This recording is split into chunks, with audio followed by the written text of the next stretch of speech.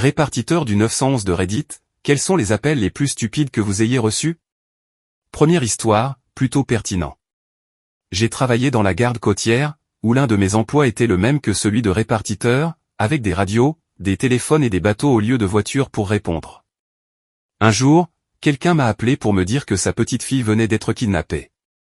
Je leur ai demandé si le ravisseur était sur un bateau ou près de l'eau. Ils ont dit non, l'appelant ne pensait tout simplement pas que le problème était suffisamment grave pour appeler le 911, alors il a plutôt appelé la garde côtière. Nous avons maintenant un Discord. Découvrez le serveur dans le lien dans la description. Deuxième histoire, je suis répartiteur depuis environ 7 ans maintenant dans un comté de taille moyenne en Floride. Chaque année, le 4 juillet et le Nouvel An, nous recevons des appels concernant des coups de feu. À chaque fois, l'appelant est complètement convaincu qu'il s'agit de coups de feu et qu'il ne peut pas s'agir de feux d'artifice. Ils diront qu'ils entendent des armes automatiques ou, mon préféré, des fusils de chasse à tir rapide. Et à chaque fois, un adjoint part enquêter, et il s'avère être le coupable improbable des feux d'artifice. J'ai demandé à une femme d'appeler le 911 pour me dire qu'elle avait trouvé un téléphone portable par terre. C'est ça. B. Un homme âgé en colère appelle le 911 alors qu'il se trouve dans le hall du bureau du shérif pour signaler que l'employé n'est pas assez serviable. Quand je lui ai dit que ce n'était pas pour cela qu'on utilisait le 911, il est devenu fou, allant jusqu'à menacer de s'introduire par effraction dans le bureau et de me tirer dessus. Il a ensuite été arrêté.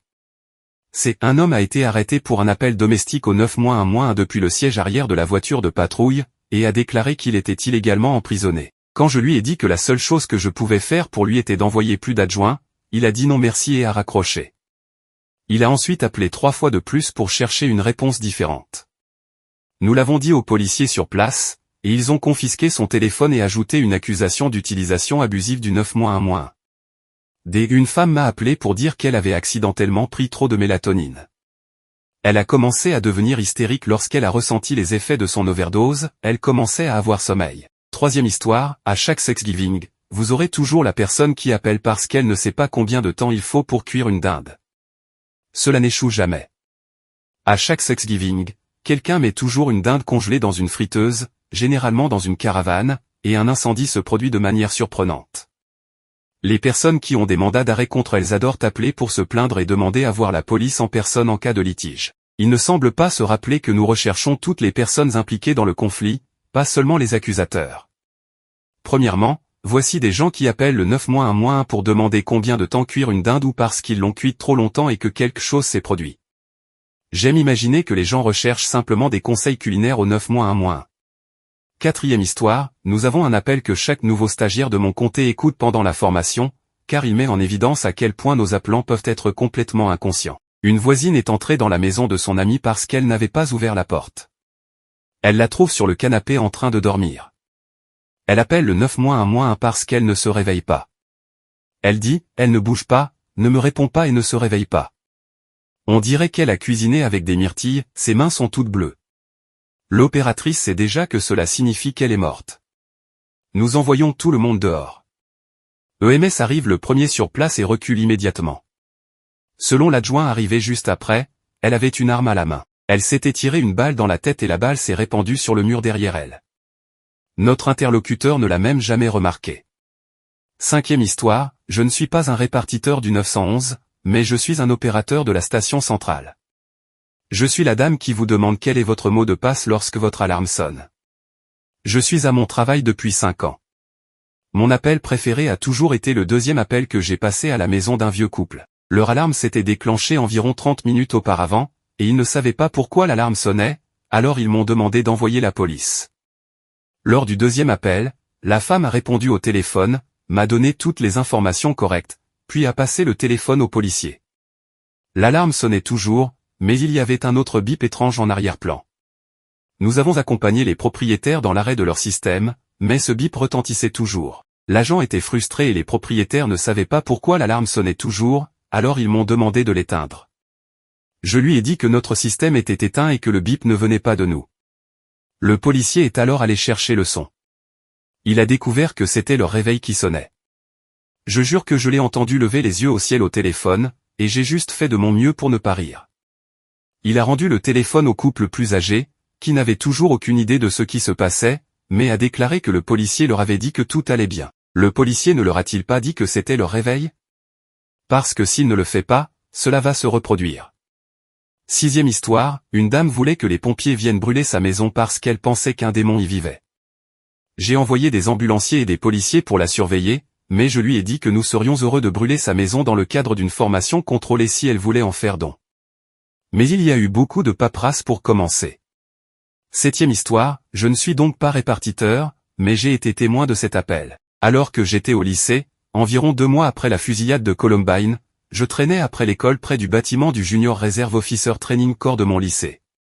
Le bâtiment avait une équipe d'exercice militaire, mais les fusils sont des fusils factices d'apparence réaliste qui ne peuvent pas tirer et ne peuvent être utilisés que comme un club, en réalité. L'équipe de forage s'entraînait après l'école, et après qu'un gars ait raté le coup après avoir lancé son fusil en l'air, celui-ci est tombé et l'a assommé avec une entaille à la tête. Cela avait l'air méchant mais ne mettait pas la vie en danger. L'enseignant, un ancien officier de la marine, a immédiatement commencé les premiers secours et a dit à un élève d'appeler le 911. Les téléphones portables n'étaient pas aussi répandus à l'époque et l'enfant est entré dans le bâtiment pour utiliser le téléphone. Maintenant, c'est la partie stupide. L'étudiant, paniqué, a déclaré à l'opérateur du 911 que son ami avait été touché par un fusil dans une école secondaire et qu'il saignait. Le SWAT est arrivé au bout d'environ 7 minutes et a vu un groupe d'enfants tenant ce qui semblait être des fusils. Ouais, c'était le bordel. Une ambulance sur les 10 envoyés est finalement arrivée sur place après que le SWAT ait donné le feu vert. L'enfant touché par le fusil allait bien mais avait besoin d'environ 10 points de suture et s'est retrouvé avec un nouveau surnom de SNIP. 8e histoire, les sociétés de pension de la région nous signalent leur pension au cas où le propriétaire déciderait d'essayer de signaler la voiture volée. J'ai commencé mon quart de travail ce jour-là en me connectant plusieurs fois lorsqu'un des propriétaires m'appelait. Nous prenons ces informations, confirmons qu'elles correspondent, lui faisons savoir qu'elles ont été signalées comme reprises et contactons sa société financière. Un peu plus tard, il appelle à nouveau le 911 pour nous dire qu'il l'a payé à jour et que l'adresse qu'on lui a donnée pour récupérer la voiture n'existait pas, il a donc voulu signaler le vol. Nous le renvoyons à nouveau à sa société financière. Quelques heures plus tard, il a rappelé le 911. Il a vérifié son signal GPS embarqué et a vu qu'il indiquait sa voiture dans une autre ville, dans l'état voisin. Il s'y était donc rendu en voiture et avait fouillé la ville mais ne l'avait pas trouvé, il a donc dû le voler. Nous lui avons de nouveau expliqué qu'il avait été mis en pension et qu'il fallait continuer à parler avec son institution financière. La journée continue et nous arrivons finalement à la fin de notre quart de travail. Alors que nous terminons tout avant l'arrivée de l'équipe de nuit, il appelle à nouveau le 911. Il a trouvé le parc de remorquage où sa voiture était garée, mais il était fermé pour la nuit. Il avait besoin que nous l'ouvrions pour qu'il puisse récupérer sa voiture. Nous avons expliqué qu'il s'agissait d'une entreprise privée et que la voiture n'avait pas été volée, nous ne pouvions donc pas simplement entrer et la prendre. Il devra récupérer la voiture une fois ouvert le matin. Il a été tellement ému par notre logique qu'il a décidé de réessayer de signaler le vol. Histoire 9, en fait, j'ai eu la société financière au courant d'un baril dans une situation similaire. Vous voyez, j'avais en fait payé à temps, plutôt, en fait. De plus, j'avais toujours payé avant la date d'échéance et payé un supplément pour le rembourser plus tôt. L'entreprise de remorquage de Joe Blow reçoit un appel disant que je ne suis pas payé. Je suis sorti pour aller travailler mais pas de voiture. La réaction immédiate a été que quelqu'un a volé ma voiture, alors j'ai composé le 911. Nous sommes une toute petite ville, donc le flic qui vient me connaît. Nous avons tout rempli et il m'a demandé ce qui était arrivé à mon jardin. Il s'avère que lorsque la dépanneuse s'est faufilée à l'intérieur, elle a creusé un sillon profond dans mon jardin nouvellement ensemencé et en pleine croissance. Cela est également documenté. Je me rends compte que les bandes de roulement des pneus sont duales. La lumière s'allume. J'appelle la société financière, je demande immédiatement le directeur régional. Après une certaine maîtrise de soi de niveau supérieur, j'arrive à donner l'impression que je vais faire sauter un joint. Ils ont retiré mon compte et n'ont rien vu jusqu'à ce que je demande pourquoi ma voiture a été reprise. J'ai expliqué que si ma voiture était toujours là à l'heure du déjeuner, je porterais plainte uniquement contre la société financière, les remorqueurs étaient en train de remplir leur contrat. Ils m'ont dit qu'ils allaient me rappeler sous peu. 10 minutes plus tard, j'ai reçu un appel téléphonique.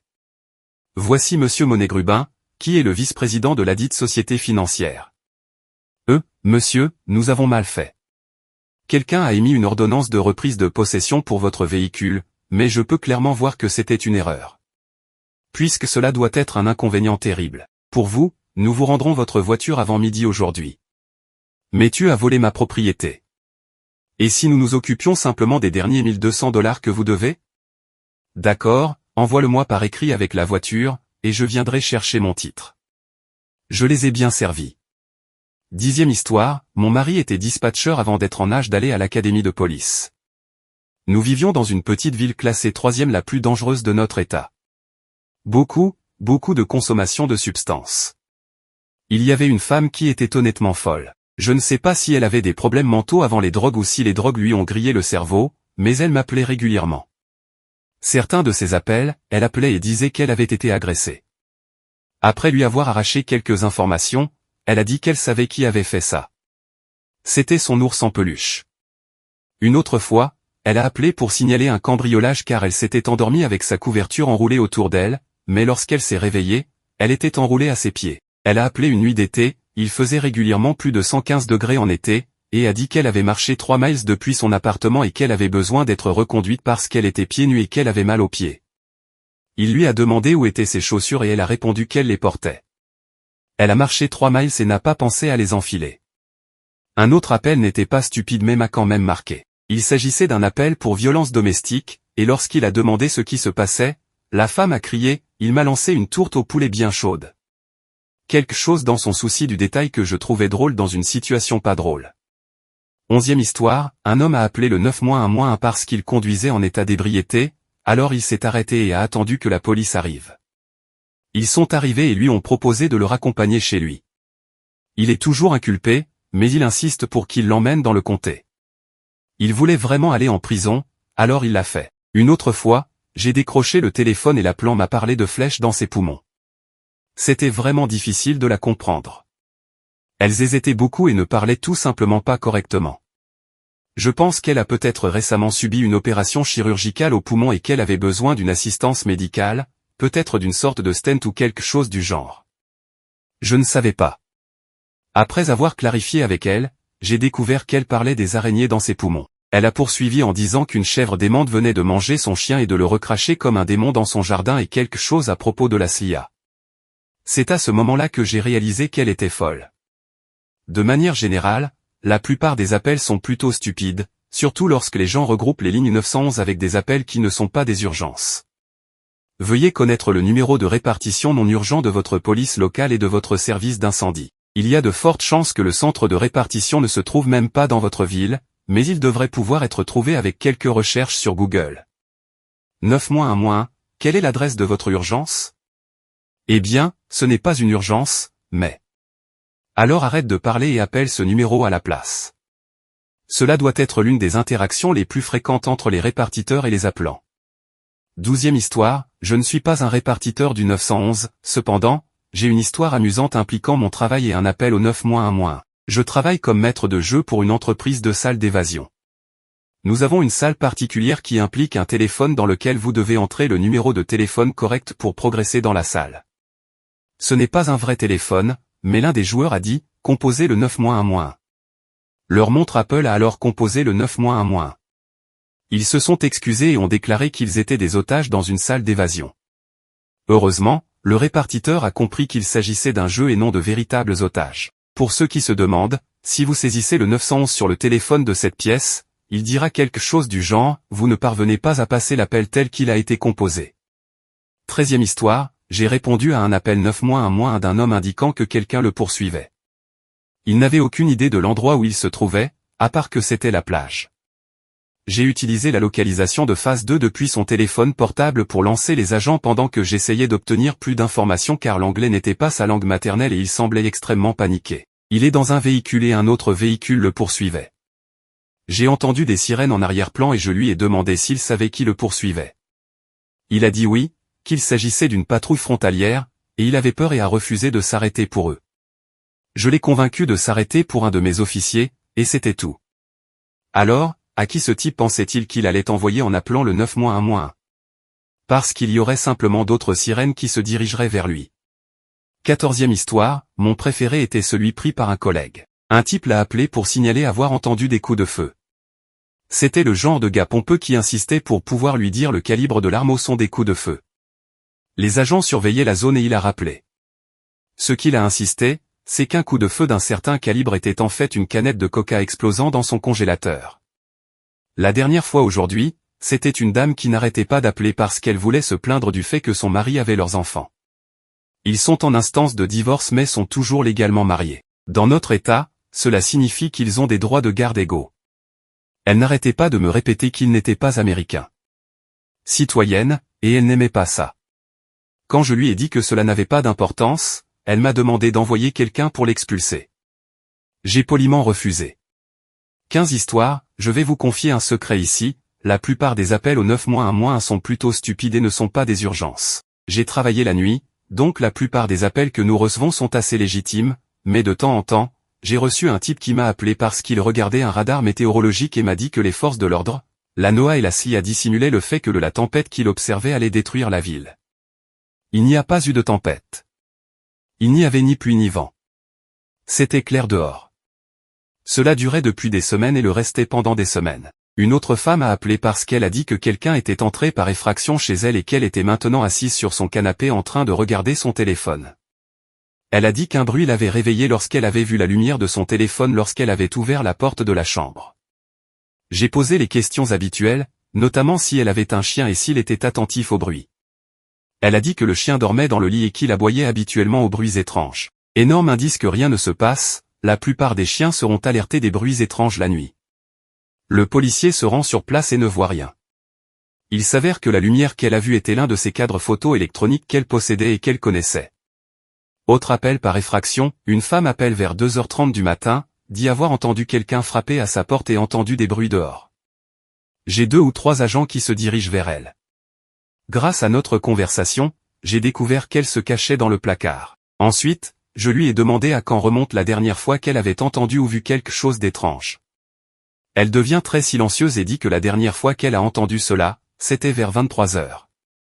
Il s'avère que pendant tout ce temps, elle avait trouvé le courage d'appeler le 9-1-1, restant assise dans le placard pendant 3h30. Ce sont quelques-uns des plus mémorables que j'ai eus récemment. Histoire 16, je travaille la nuit le week-end et je reçois généralement des ivrognes. Une dame a appelé parce qu'elle s'était battue avec son chat. Le chat lui a donné un coup de pied. Un homme a appelé de l'extérieur du bar, exigeant que j'envoie un camion de pompiers pour l'aider à retrouver les lunettes qu'il avait laissées tomber. L'homme portait le même nom qu'un musicien célèbre, alors quand je l'ai envoyé comme blanc et ivre au milieu de la route et demande que le personnel l'aide à localiser ses lunettes, mon officier a pensé que je le foutais. Et pas un appel, mais 2 gars super montagnards sont arrivés avec un sac de Walmart. L'un d'eux le tient, me le secoue et dit catégoriquement, j'ai trouvé un chat mort. Il l'ouvrit pour confirmer qu'il y avait bien un chat qui ne bougeait pas, les 4 pattes en l'air. Je suis abasourdi au début. Je ne pouvais pas dire s'ils étaient sérieux. Ils voulaient que je le prenne. J'ai dû leur dire qu'il est minuit, que je suis répartiteur et non vétérinaire, et que je ne peux vraiment rien faire contre un chat mort que vous avez trouvé sur la route. Il secoua à nouveau le sac et il y eut un fort miaulement. Le chat s'arrache du sac et se déchaîne sur le gars. Il crie, « Junior, Junior, aide-moi » et pleure, et se chat griffe partout où il peut atteindre. Ils ont calmé le chat et ont fini par repartir avec lui.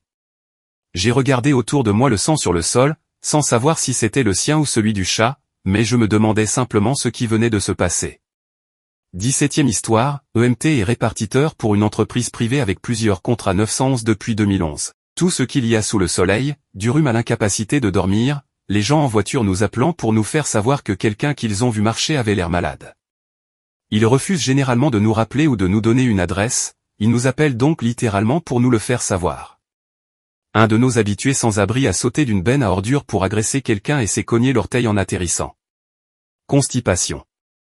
Le renversement paniqué qui n'était en réalité qu'un enfant tombé de sa grande roue. Et oui, nous avons reçu les pompiers, la police et la LS.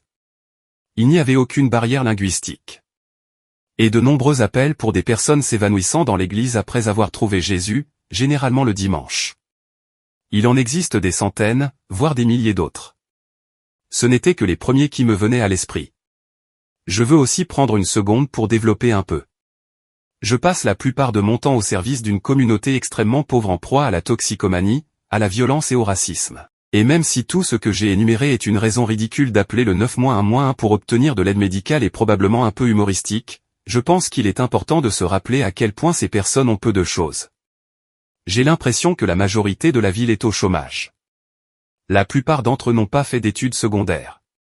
Ils vivent dans un monde où la violence est omniprésente. Il y a beaucoup de choses qu'ils ne peuvent pas gérer seuls ou comme vous et moi le ferions probablement parce qu'ils n'ont pas eu les opportunités que vous et moi avons eues. Beaucoup d'entre eux sont également des immigrants qui vivent et travaillent uniquement avec d'autres immigrants et ne parlent presque pas anglais. Le concept du 9-1-1 ici ne leur correspond pas bien. Vous ou moi pensons qu'il y a une grave urgence à appeler. Pour eux, c'est une culture du « si vous avez un problème, n'importe quel problème, appelez ». Et c'est difficile de rééduquer. Nous ne pouvons pas exactement rassembler un groupe de premiers intervenants lors d'une réunion publique et annoncer « arrêtez de nous appeler pour ces conneries ». Nous devons donc essentiellement trouver des moments propices à l'apprentissage lors d'appels absurdes et juger une personne à la fois, ce qui est une tâche difficile. Perdre le combat dans une ville de 100 000 habitants.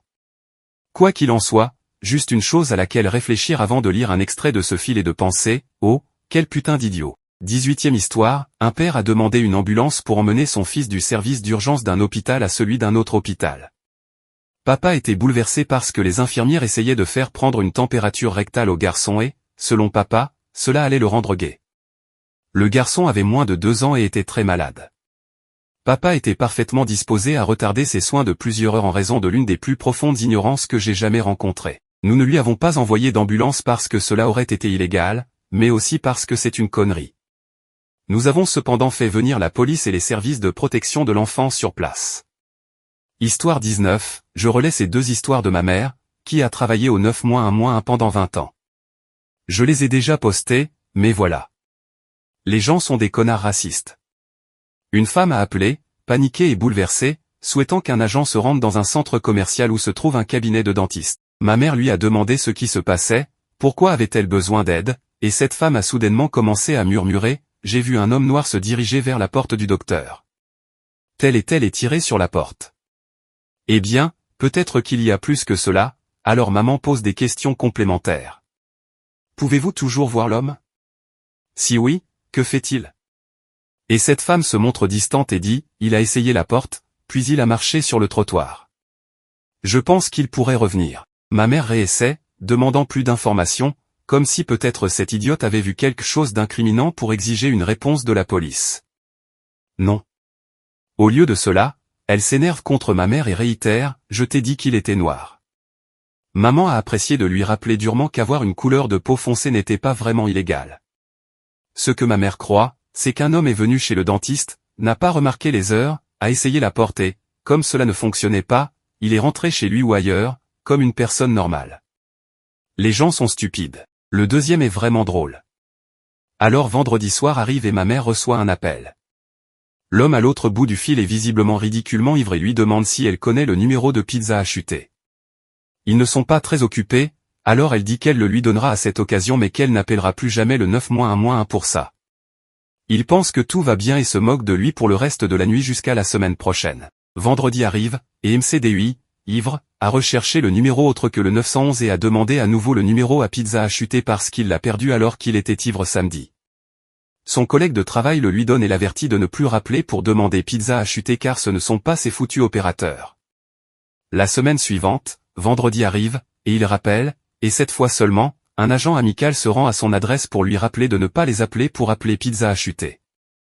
On ne sait pas si l'officier lui a à nouveau donné le numéro. Et un extra, c'est le problème le plus stupide mais réel pour lequel elle ait jamais été appelée. Il s'agissait d'un pneu de semi-remorque qui roulait sur la rue Main et mettait en danger la circulation. Ils n'étaient pas les plus brillants et apparemment, l'officier qui a répondu a allumé le pneu en bleu. Ils ont entendu les sirènes à la radio et lui ont demandé s'il prévoyait d'arrêter le pneu. Après l'avoir poursuivi jusqu'à un rond-point, il est finalement tombé. Mais l'idée qu'il court après un pneu de camion dans une voiture de police me fait rire depuis 15 ans.